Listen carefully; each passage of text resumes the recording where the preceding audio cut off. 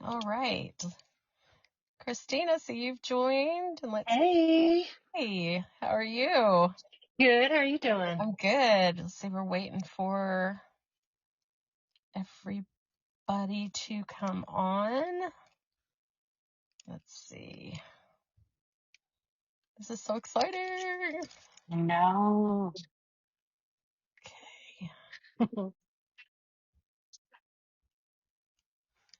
Waiting for Dan. There's Dan. He came on. Hello, Eva. Hi. How are you? I'm well. How are you? Good, good. Sounds like I'm using a new microphone. Can you hear me clearly and everything? Yep, absolutely. Wonderful. So let's bring in Mr. Heberger. Yep, he's coming. Let's hope. And we're starting off season 2 with the same tech issues we had before. Yes. Hopefully Love not. it. No. Now he should be coming in here any second. Okay. So you've already. Do you see him up, or there's a Don't see call him in? Yet. There, James Graham. Okay. Yeah, we got that. Let's see. Hi, Donna. Hi, Donna. How are you? Welcome back. Yeah, we're glad to be back. So, is it number 3? You might text him and see, because Christine's on, so we might text him and just have him click it again. Just make sure. Okay, just click again to make sure. All right, we're in. We're in, waiting for you. We're in and looking for you. For you.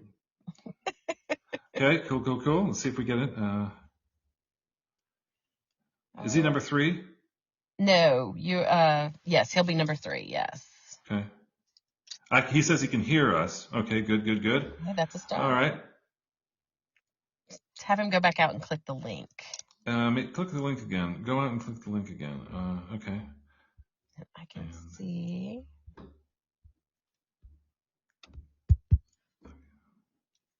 Oh, so much fun. I can't believe it. Okay, all right. Let's see if we can do this.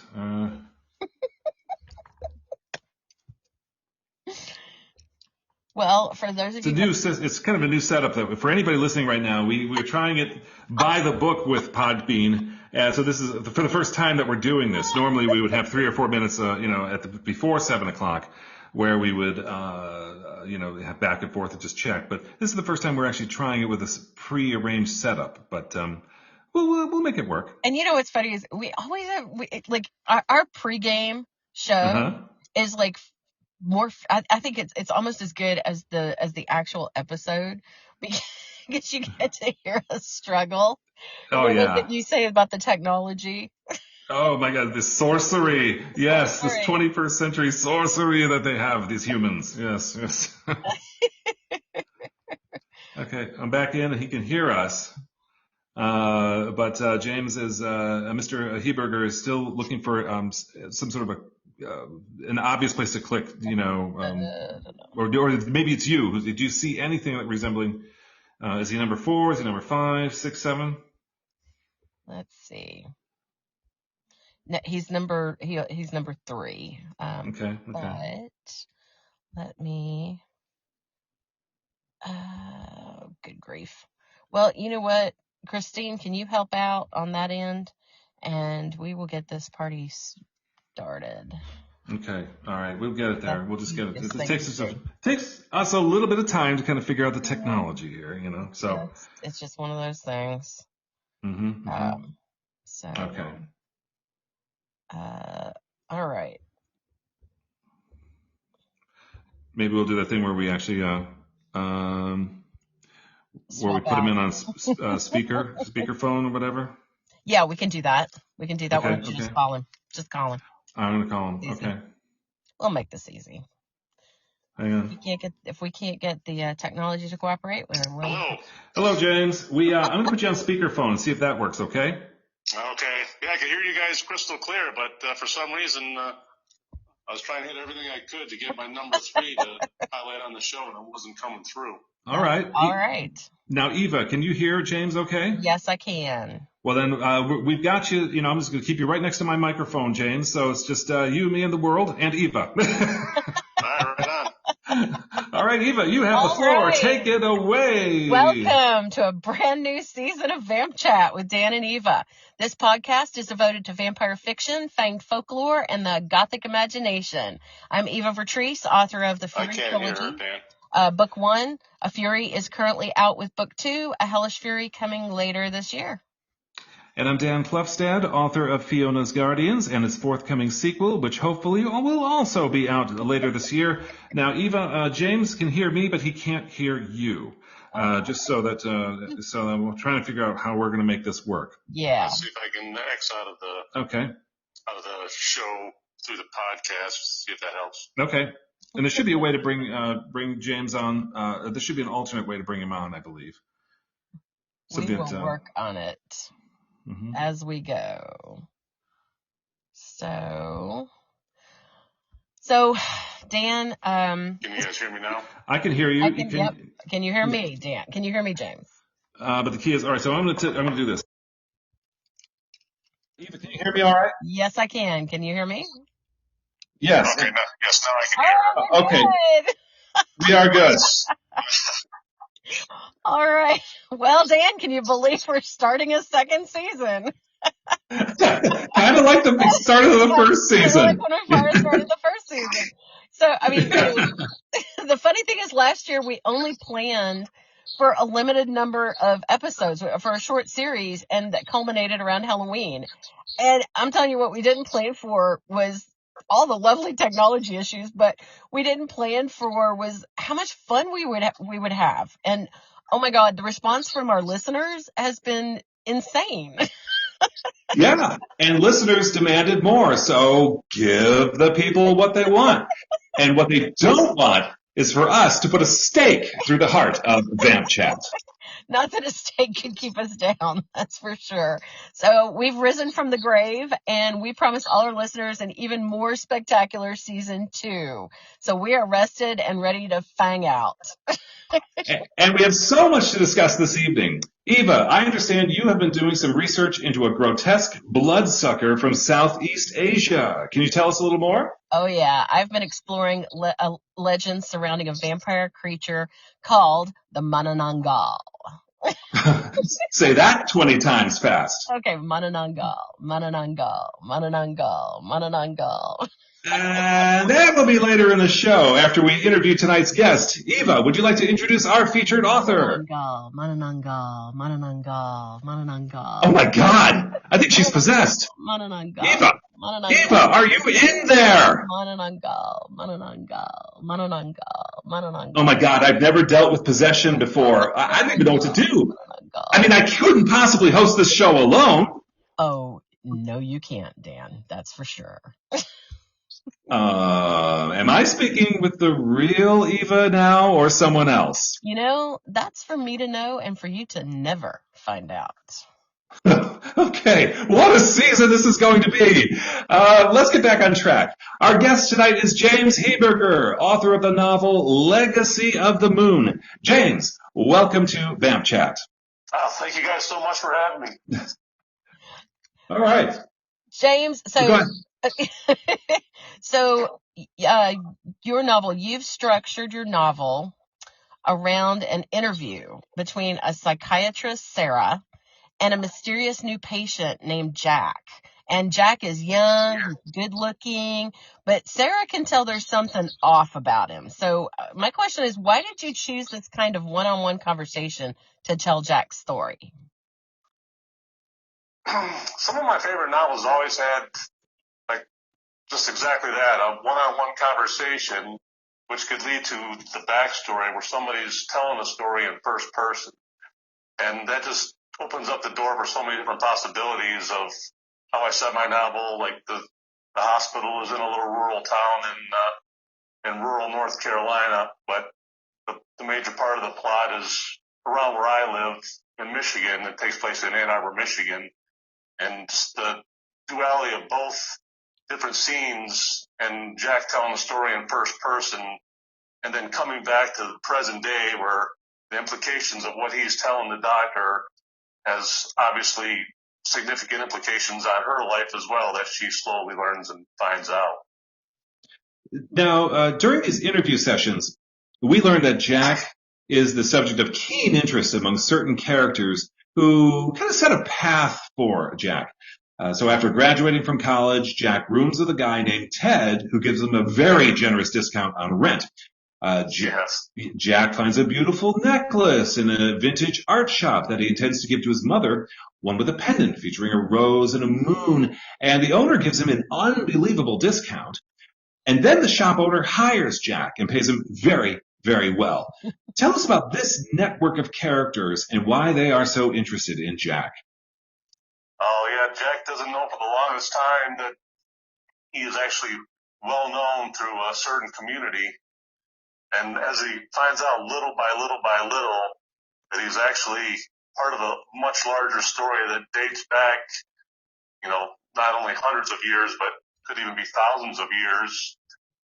And that's when things started to get interesting, as the cast of characters starts coming out of the woodwork, so to speak, and Jack finds himself in a terrible way. Then that's how he starts finding out that he's actually, part of this group in more ways than just employee and employer. There's a definite relative aspect to it, not only through his mother, but through the shopkeeper as well. All right. Yeah, and at the same time, we also learn of another group that's closing in on Jack. And they have completely, totally different intentions. I mean, they announce their presence just hours after Jack takes his mother and stepfather David out for her birthday, where Jack gives her the necklace that we mentioned. And then later that night, Jack gets a phone call from the police telling him that his mother has been brutally murdered. I mean, her throat was ripped away, and his stepdad is missing. So tell us about this other group of characters and why they're interested in Jack. Yeah, there's a shadowy figure that we don't find out till later in the book what the intentions are, but Jack's heritage is of significant importance to not only the people that are around him, but the people that are after him because of his bloodline. And I don't go into major detail about that. I was kind of saving some of it for the sequel, but his heritage dates back to the original transformation of the werewolf side of him, even though he is not that. Mm. And as we find out that people want his blood or his DNA because they believe that he may be, possessing some type of powers that, the average immortal that I created in my novel have on either side of the clans, whether it be the vampire side or the werewolf side. And he becomes particular interest, especially, midway when he gets turned, that everything turns on its head, and now it's, the game is on, so to speak, and the fight for actually survival of this small group of friends and family. And that's when things get definitely interesting. Yeah, I'd like to focus on Jack's stepdad, David, for a moment. Years earlier, soon after David married Jack's mother, he became verbally and physically abusive to Jack. But one day his behavior stops suddenly, and David becomes more like a normal parent. What changed for David, and how might that relate to the night that his wife, Jack's mother, is murdered? Yeah, I tried to create that very subtly, and I didn't want to give too much away. And I like to let the readers figure things out for themselves. But when things, all the abuse stops and everything stops, I think you later find out that he had a talking to by somebody close to Jack. Later in the story when he starts working at the shop, and he finds out that, early in the story we think that Jack didn't have a real father. He was gone from the scene the second he was born. He knew nothing about him. His mom was always very evasive about it. And then finally, when she's about to tell him the true nature of his real father, that's when they end up getting killed, along with what you think is the stepfather as well. And then you find that may not be exactly the case later in the book, and you find out why and how that the abuse stopped on Jack, and and when it later in the book, when the stepdad, Dave, who's obviously a very bad guy, and I try to make him as much of an a-hole as possible. Mm-hmm. He gets what's coming to him in a pretty good way, I thought.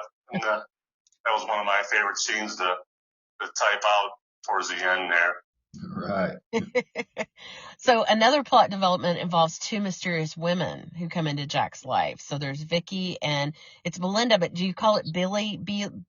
Yes, exactly. Billy, yeah. Okay, so tell us about their different agendas toward him.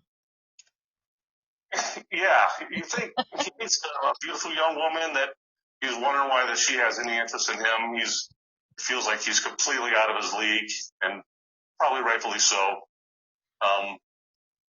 And there's just something about her that, he's attracted to, but he can't believe that she's reciprocating it because she just seems so far out of his league. And then all of a sudden he goes to work at the shop and he's working with Billy, who also, eventually starts warming up to him. She's very abrasive, very sarcastic, which I love that about her. She was probably my favorite character to build during the scene. I mean, she's just a tough, doesn't care. You think she's completely heartless, but nothing could be further from the truth. I tried to really, peel the layers on her, which I hope I did somewhat towards the end on why she was the way she was and why she cares for Jack. And their relationship, I think, is multi-layered as well. But his true love is Victoria, which is Vicky, and you think you don't know if she's part of the bad guy group for a number of different reasons, or is she she there to help him? And he, especially after he's turned, he starts to wonder if her intentions were not what he thought, and maybe she could have meant him harm or something worse, or betrayal, but you don't know. And that doesn't come into play until later. And I think that keeping the readers say, what's going to happen with these characters, and hopefully, I was not able to give too much away of, what's possibly going to happen until, some surprises at the end.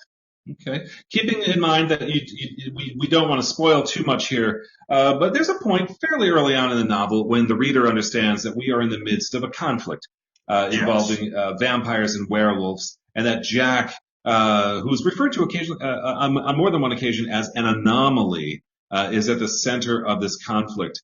Can you give us just one more hint about, perhaps a little bit more information about why he's so important to both groups?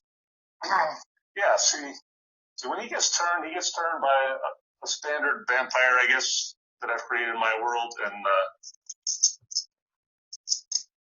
and once he's turned, though, he doesn't turn to the average vampire, and it becomes obvious to obviously those that are immediately around him, but he doesn't know it. He just assumes everything that's happened to him is just the normal procedure, so to speak, when somebody gets turned into a vampire in his world, but he doesn't realize that the changes that happened to him were completely abnormal and not, what you would typically see. And when he starts finding out clues from different people that he's not the norm, and he starts questioning it, and then he finds out later that people are either trying to kidnap or kill him, and when he finds out why, that he's actually got some bloodlines on the other side, the werewolf side, and that gives him, like I said, the anomaly.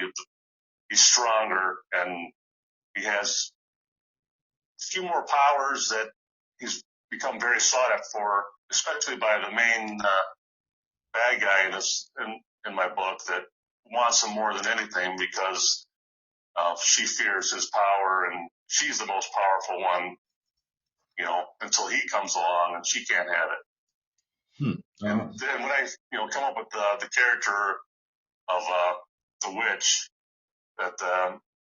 which she comes into play later, she was a blast to write as well. I just loved her whole demeanor and making a female bad guy instead of always just being this stereotypical male tough guy was very fun to write.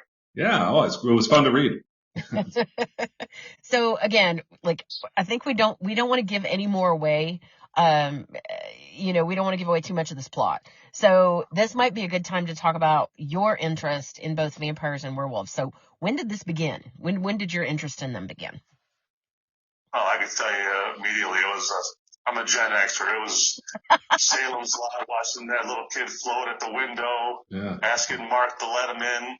And ever since then, I think I've been a vampire in every Halloween party I've ever been to since I was probably 11.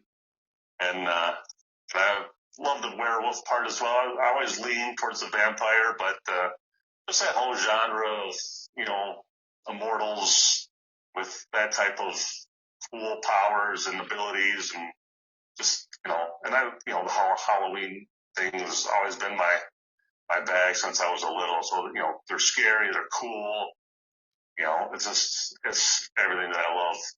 Yeah. They really did some damage to us Gen Xers. Yes, they did. Yeah, there's must be something wrong with all of us, because just Halloween and all these things are just. Oh yeah, I'm right there with you. Salem's Lot was my intro. Yeah. Yep. Same here. Yeah. So James, let's stick with the vampires for just a second. You play with some of the classic tropes. So for example, your vampire characters can walk about in daylight, and they can eat human food. What made you take this route? I struggled with I wanted to create something different. I mean, I didn't want to just copy every other trope that's been out there.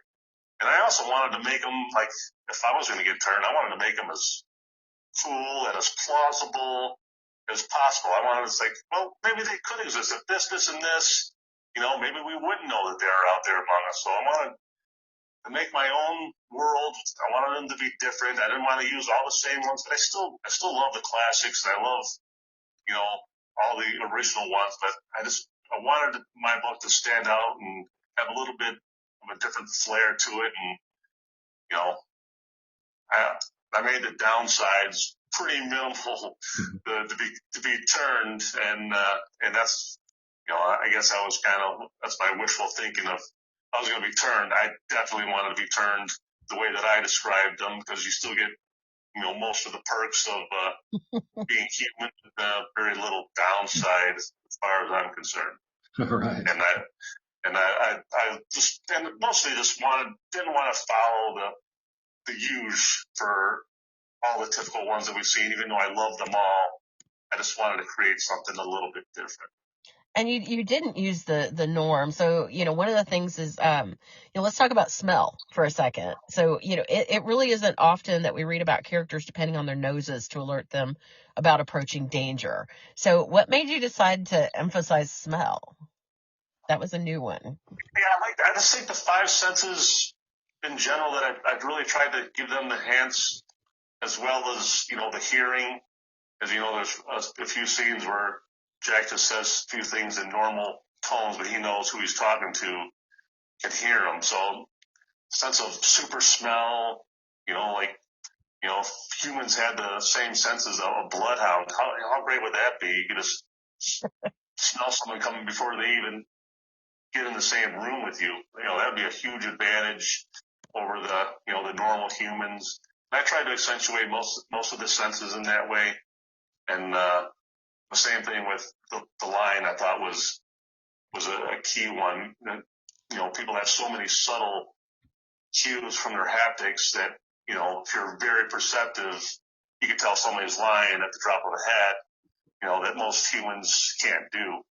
And I think I wanted just to accentuate every little sense that humans have, but just make it, 1,000 times horsepower, when you get turned to either a vampire or a werewolf. Yeah, no, we applaud you for the new direction that you've taking the fanged undead. It's really quite exciting, actually. So, James, you've created characters that definitely could live beyond this novel. Are you planning a sequel or even a series? Yeah, I'm actually halfway done with my sequel to this. It's called Half Full.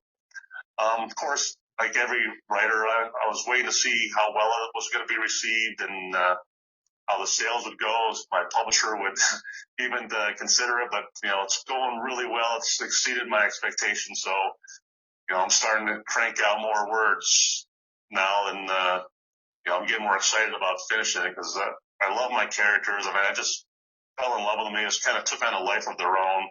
When I started writing it, I'm a complete pantser. I had no idea which way my novel was going to go. And the characters actually just almost wrote it for me. Because I started in the middle. I mean, my first line I wrote was Jack in the store getting turned when the two bad guys were beating the crap out of him and Billy was helping him. I kind of envisioned it like a movie scene.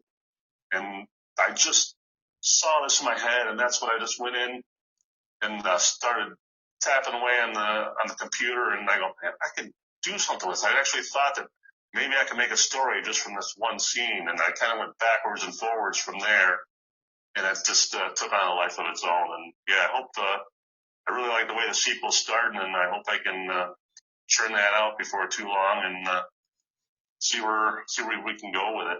Well, I love it. Well, the best of luck with that, really. Yes. Thank you. Yeah. If you're just joining us, we're speaking with James Heberger, author of Legacy of the Moon. James, stay with us for a while we tease the final segment of the show where we review a movie or TV series. Dan, I understand you're reviewing one of the most anticipated vampire films in recent memory. Yes, I will review what everyone in our audience is talking about, Nosferatu by acclaimed director Robert Eggers. All right. I didn't get a chance to go out and see it yet, so I'm really looking forward to this review. All right, James, during VampChat, we ask each of our guests the same 4 vampy questions. Dan, you want to begin? Of course. James, who is your favorite vampire of all time and why? Wow, there's just so many. I gotta go with Selena in Underworld. I mean, she's just completely a badass, and I really love the vampires in that world, and I just, they're death dealers. I mean, how cool is that? Like the Navy SEALs of the vampire world. You just can't beat that. And I just, and she's not terrible to look at, so I guess that helps. But it's just a cool vampire, I think, all the way around. Yeah, another one of those werewolf versus vampire stories. Yeah, that's why I have my tender heart for that genre there. Yeah. I was just gonna say I'm sensing a theme, and I'm also sensing like the powerful female, like you're drawn to that side of it. Oh yeah, for sure. Yeah. All right, James. So, what vampire power do you wish you had? Oh gosh. I mean, the strength and the speed would be super sweet, but I got to go with the instant healing / immortality, which I think kind of go together. That's why I don't think that they age. So if I had to only pick one, it would just be the regeneration. And, who wouldn't love to take a bullet wound and then heal up 30 seconds later? I mean, it would make life a little bit easier knowing that you can you're pretty tough and you survive a car wreck going 80 or 90 miles an hour. I'm sensing you'd be like a bad boy.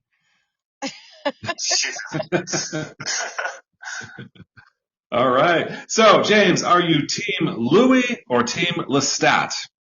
Oh, Lestat. Yes. We are tied. Yes. 3-3. Finally, will come out.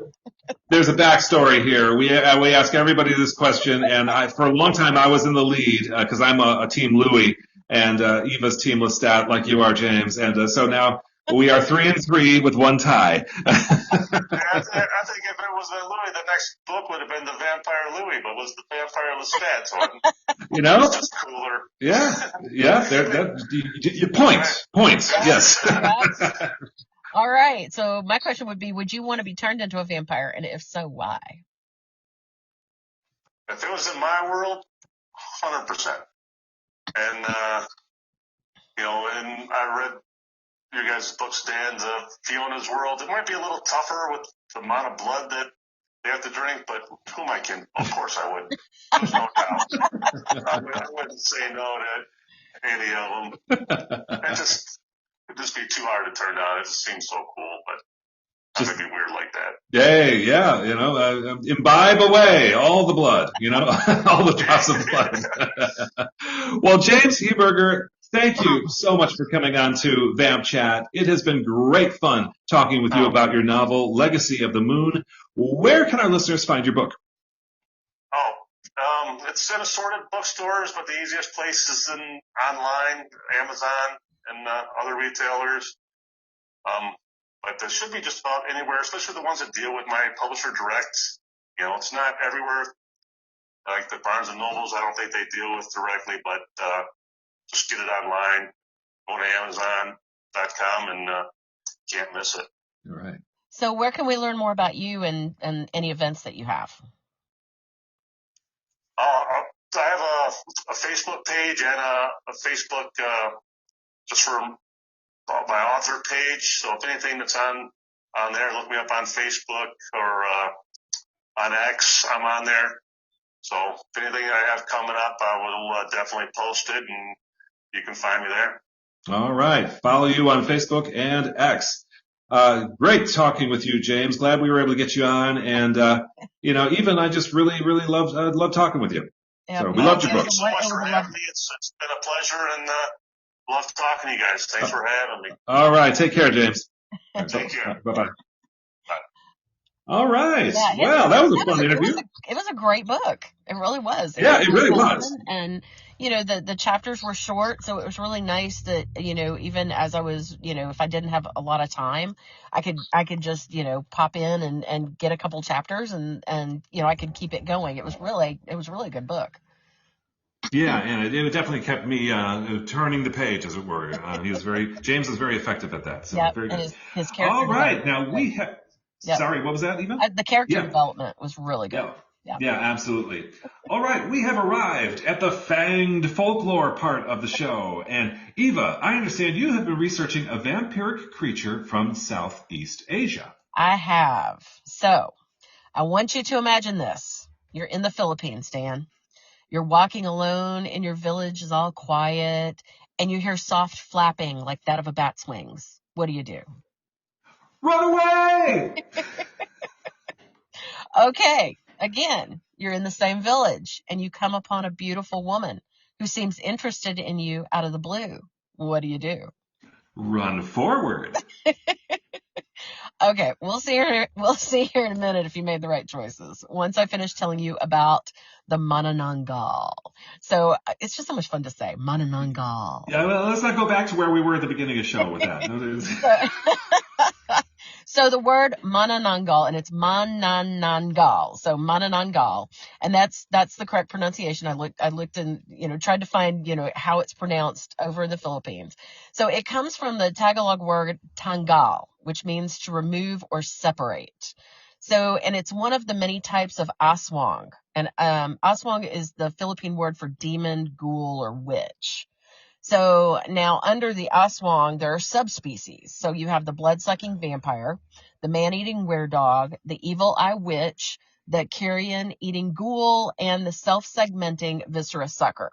So where do you think the Manananggal fits? Well, our show is called VampChat, so I'm going to just hazard a guess that it's blood-sucking vampire. Wrong. Oh, no. So it falls under the self-segmenting viscera sucker. Self-segmenting visceral sucker. Viscera sucker, yes. I am stuck on that phrase, Eva, and it's going to be living in my head, squatting in my head, as it were.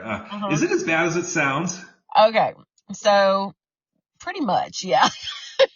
So at night, the Manananggal will find an isolated spot where it can detach its lower body. So banana groves are actually a good hiding spot for this because the banana trunks can actually look like human legs.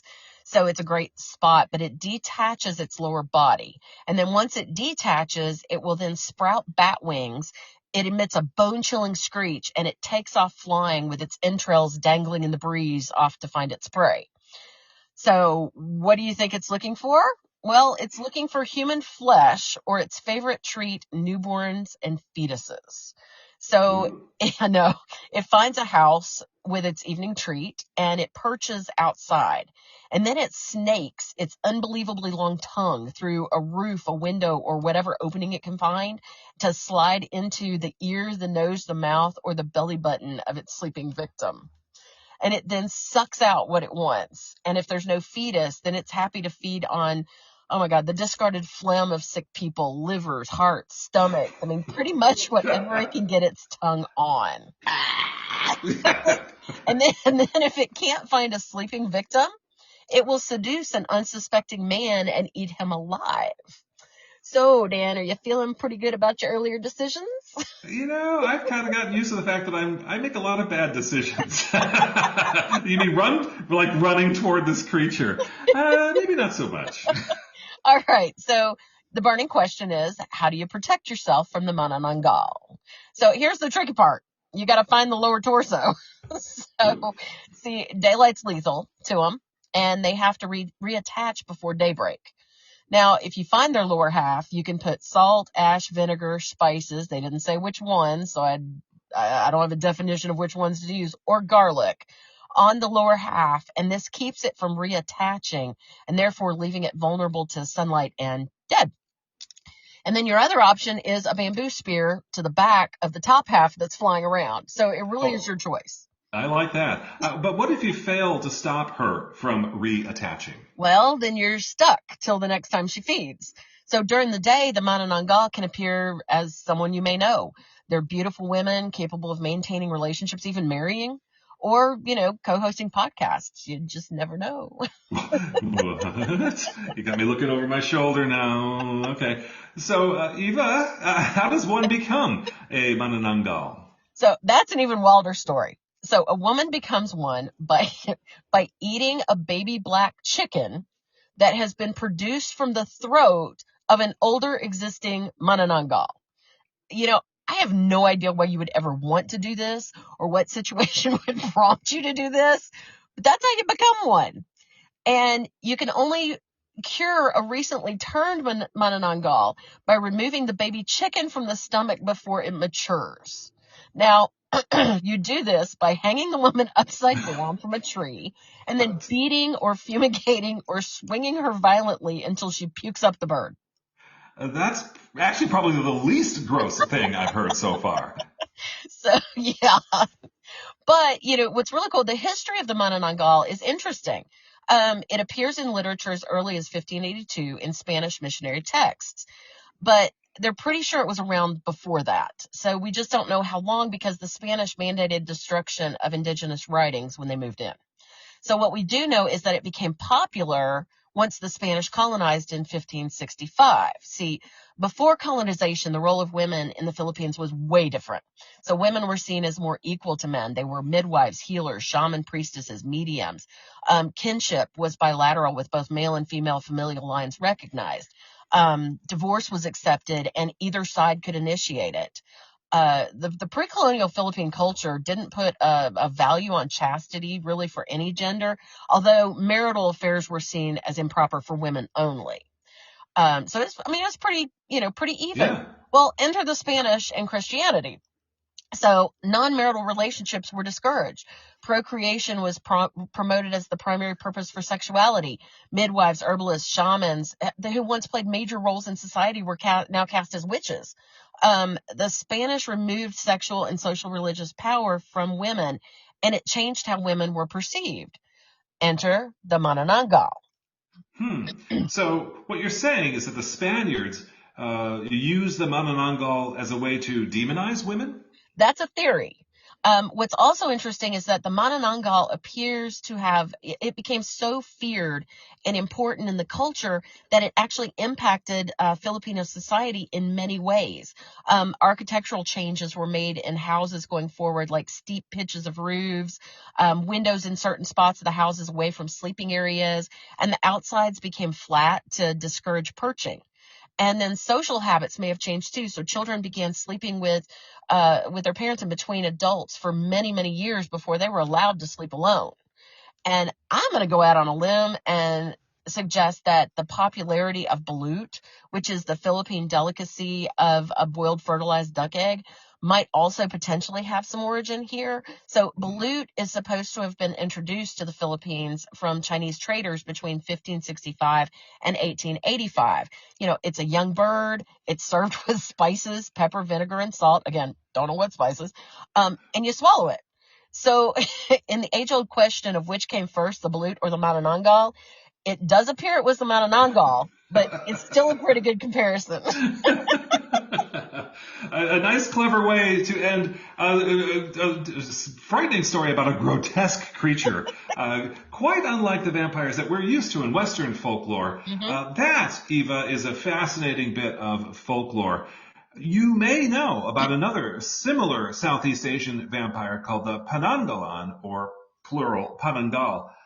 It comes from Malaysia, and this one, a slight difference, has the head separate from the body, and she flies around at night with her entrails hanging down. But basically the same thing. Well, just in case you're wondering, I'm going to go on a limb here and say Ilqui, it's L-Q-U-I, is the male version of the Manananggal. So it separates from its body, flies, uses its long tongue, but just like the Manananggal, it lives only on the livers of men. Ooh, okay. So if I drink a lot of whiskey tonight, does that guarantee that I'm one of those Ilqui will stay off my liver? It doesn't say whether it wants healthy ones or bad ones, or if it even cares. Okay, yeah, that's interesting. So, well, that was really fun, actually. Yeah. I'm so glad you brought in. It's nice to get to go around the world to these vampire folklore from across the globe. I think that was really cool that you did that. Well, that's one of the things that we want to do for the second season is we want to look at the different cultures and everything. And I got to admit, researching this Manananggal was a lot of fun. And I'm just kind of, one thing that still baffles me though is, if she can't find a sleeping victim, then she seduces a live man. She seduces a live man and eats him alive. But, she's got bat wings and her entrails are hanging down. At what point does the guy not notice this? 4 or 5 tokes, 5 glasses of wine. She may look perfectly normal, Eva. No, we're not. This is a judge-free zone, right here at this is the old adage of what is it? You go home at 2 with a 10, and you wake up at 10 with a 2. I mean, what the heck? Yeah, perfect. Yeah.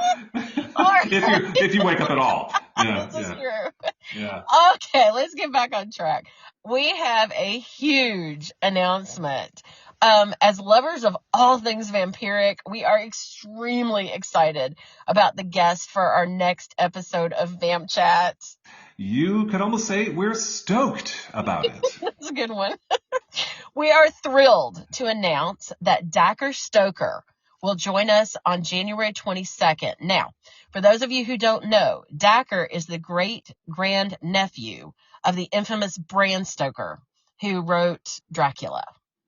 So, Dan, what do you think we should ask him? Oh, I'm excited about this. I definitely want to talk about the sequel to Dracula that Dacker co-wrote called Dracula the Undead. But Dacker also leads these Dracula tours to locations that are referenced in that landmark novel. And one upcoming tour is to Transylvania. Oh, I want to go there. Oh, we definitely need to go together sometime. Maybe we should do a live VampChat from Dracula's castle. Oh my God, that would be epic. Okay, let's make plans. Let's do it, please. Oh, absolutely. All right. All right, it's time for us to reveal what vampy video content we've been consuming. And Dan, you've been to the cinema checking out the new film Nosferatu. I have. So I saw this film by Robert Eggers this past Saturday, and to be honest, I'm still steeping in it, and I'm also trying to decide how I feel about this film. As a reviewer, the biggest challenge for me is we have all seen this story before, whether it's the other Nosferatus or various iterations of Dracula, which is the original story. So what else is there to say, or what new thing can we depict about an ancient vampire who moves from Transylvania to London, or Germany in the case of Nosferatu, because he's drawn to a young woman with whom he has a prior connection, a woman who in many of these iterations is the one who causes the vampire to die. How else can we tell the story? Well, Eggers did find a way to vary some of the elements to make it interesting, but when you change things up, you are inviting some comparison to the films that came before. Now, it just so happens, Eva, that my brain works best when I'm comparing things. Okay. So I've decided to measure the success of Egger's film by comparing it to another Nosferatu. And the best apples to apples comparison is the 1979 version directed by Werner Herzog. Okay, what about the 1922 original by F.W. Murnau? The original Nosferatu is brilliant, or was brilliant for its time. But its technical limitations, such as having no sound and very primitive special effects, just puts it at an unfair disadvantage. I should note that this film was ruled as a copyright violation of the novel Dracula, the 1922 film. But the 1979 remake was then in the public domain, and it's also more updated, but it is faithful to the silent film, even though director Herzog reverts back to the character names we know from Dracula. Okay, but doesn't that make it even more important that Eggers keeps the names from the 1922 film? I mean, Count Orlok instead of Dracula, Thomas and Ellen Hutter instead of Jonathan and Mina Harker. Yeah, it does, because Eggers is clearly trying to show that this film is not Dracula. And I applaud him for going this route, because it signals he's trying to move his story forward, preserve its Germanness, and make it more of a horror film than an I've crossed oceans of time to be with you kind of story, which I also love. But he's obviously trying to do something a little bit different. All right, so how do you compare Eggers' film with the 1979 version? Okay, so for each film, I'll compare the sets, costumes, music score, and the use of special effects. Of course, I'll also need to compare the main actors from each of these films. So let's begin with the sets, the most obvious part as you're getting into the story. Robert Eggers filmed in Prague, a city in the Czech Republic with many of its 18th and 19th century buildings still standing. And he also shot scenes at Corvin Castle in Transylvania, which is the setting for Count Orlok's centuries-old home. Notably, Eggers leans into the medieval aspect of the castle, where everything is dark and shadowy inside, prompting the viewer to dread constantly whatever is next around the corner. Now, this compares neatly with the 1979 film, where Orlok's castle has white interiors. That set is Pärnsten Castle, also in the Czech Republic. It is impressive, but it looks more like a European folly than the ancient fortress we'd expect Count Orlok to have. Also, Pärnsten Castle feels like something a director would have to settle for when a more menacing alternative wasn't available. And that is exactly what happened to Werner Herzog, whose request for a castle in Transylvania was rejected by Romania's then dictator. So his White Castle is the one he had to work with. It's fine for the 1979 film, but Robert Eggers wins hands down with his vampire lair located deep in Transylvania. Okay, so what about costumes? Because I love attention to detail in the clothes, the jewelry worn by Eggers' characters. Oh, yeah, I do too. And both films do a great job of making you feel like you're in the 19th century, in Germany. But Eggers goes a step further by using clothing to highlight wealth and class differences between characters. So estate agent Thomas Hutter and his new bride, Ellen, are well dressed, but less lavishly so than their friends who invite Ellen to stay with them while Thomas travels to Transylvania. We see Thomas with his middle-class garb and understand immediately that he must travel hundreds of miles to Count Orlok's castle because he's at the beginning of his career and he did not inherit wealth. His wife Ellen, in the company of friend Anna, looks poorer in comparison, which makes her more sympathetic, someone very much in need of protection. Okay, moving on. My comments about the music might cause a bit of controversy. Eggers hired Robert Carolan to score his movie, and Carolan's approach doesn't just embody Gothic. He amps it up, so it's Gothic in all caps. But I am partial to Herzog's use of a hypnotically repetitive score by Popol Vuh, punctuated by the overture to Richard Wagner's Das Rheingold. It's classic German Romanticism, early 19th century. And I don't call that German Romanticism Gothic adjacent, if you don't mind.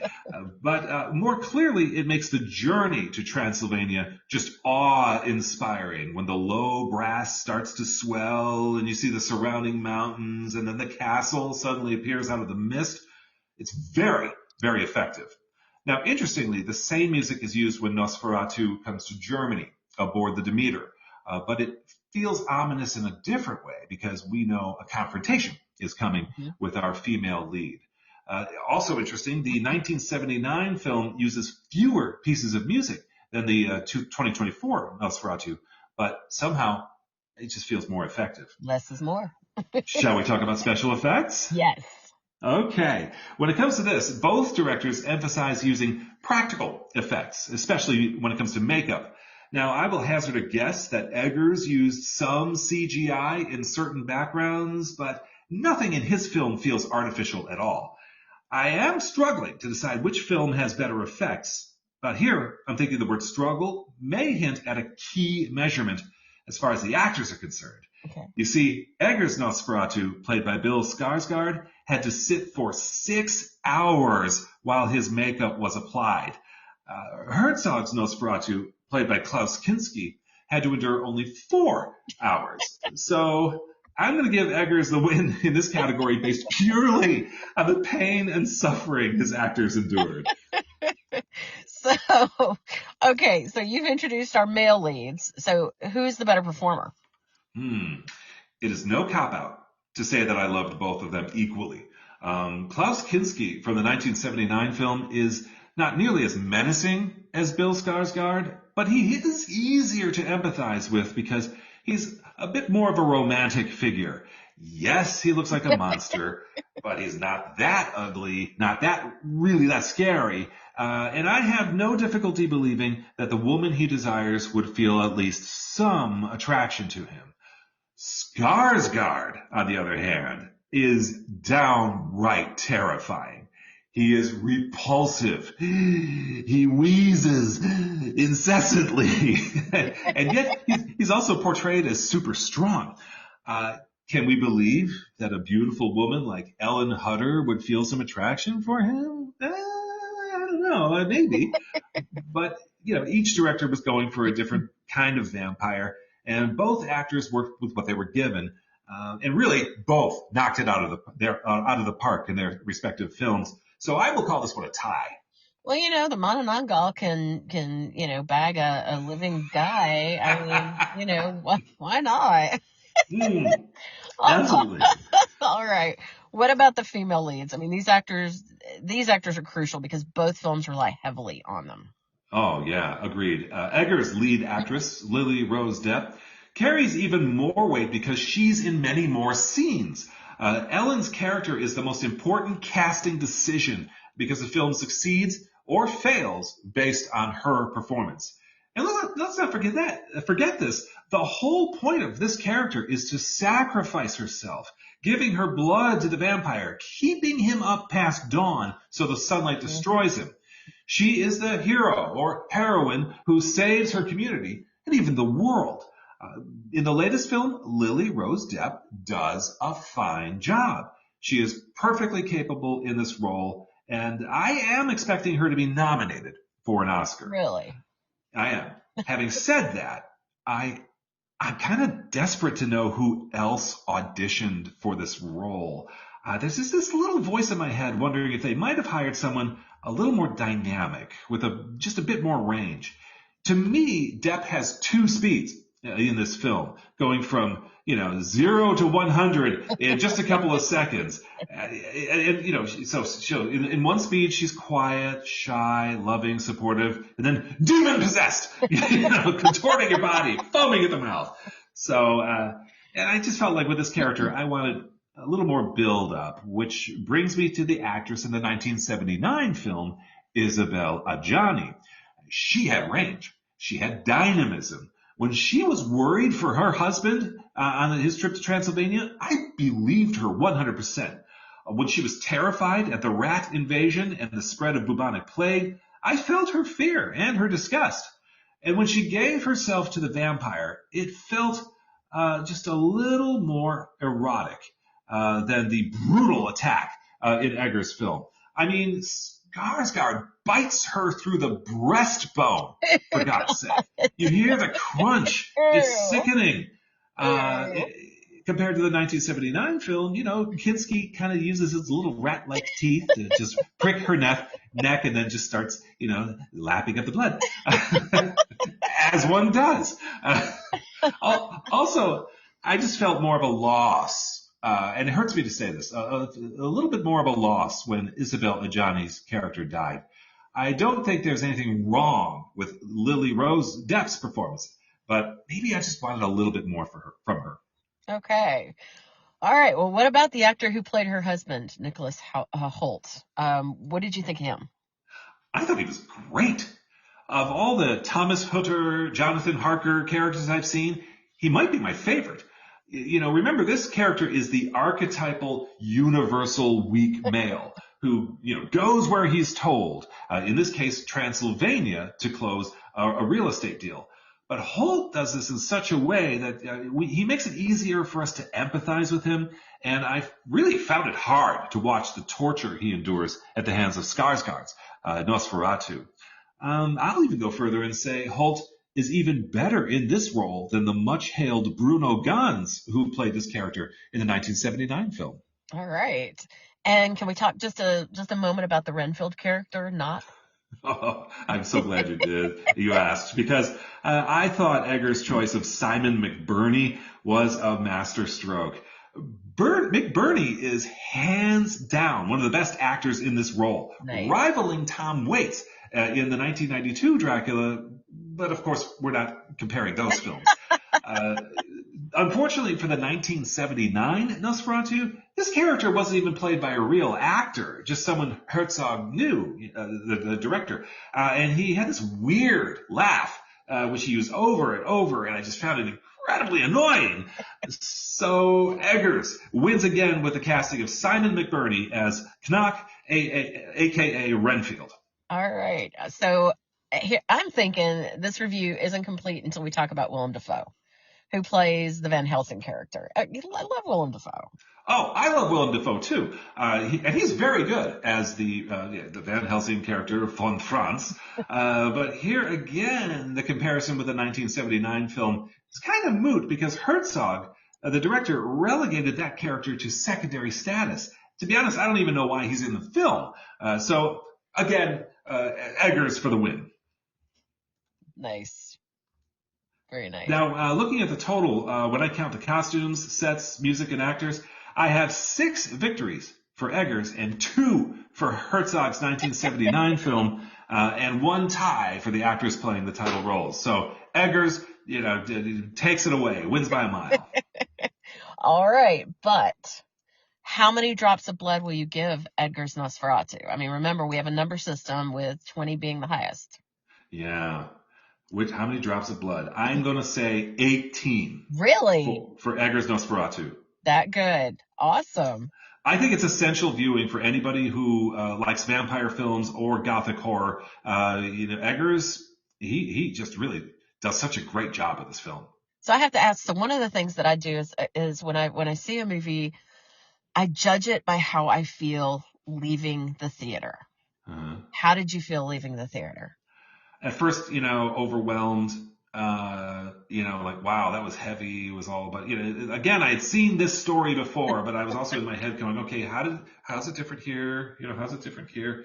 And, I guess I put on my sort of, because I was overwhelmed at first, I felt like I had to just put on my critique hat, and say, okay, let's start critiquing this right away. So I walked out of the theater, with my wife, and I was just kind of like in a like almost a fugue state, figuring it out. Okay, like what are we gonna, how am I gonna review this? How many drops of blood am I gonna give this? All right. Well, I'm definitely gonna hit the theater and see it.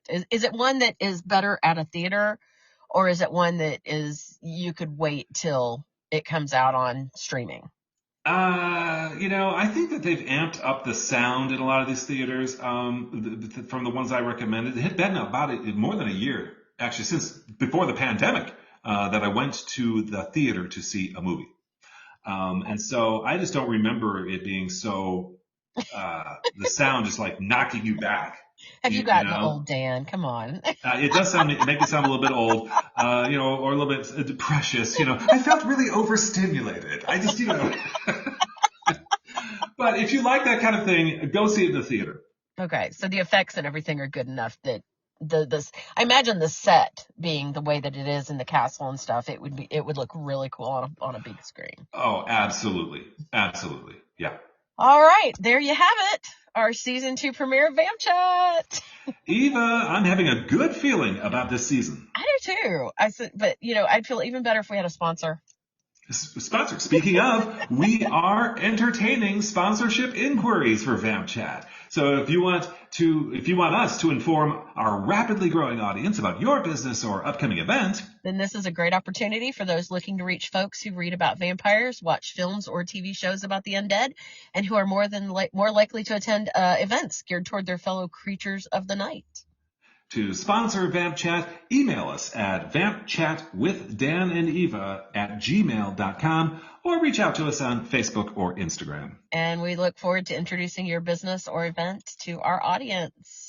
And mark your calendars, we have Dacre Stoker, great-grandnephew of Dracula author Bram Stoker, as our guest next time, January 22nd, 7 p.m. Eastern, here on Podbean. I can't wait. I really can't wait. Oh, me too. Yeah. All right, children of the night, we wish you safe dreams. Just keep an eye open for those creatures of the night. And if you can't sleep, we have vampire books to recommend. Be sure to sink your teeth into Dan's novel, Fiona's Guardians. Or this might be a perfect time to devour Eva's novel, A Fury. All right, and with that, we bid you good.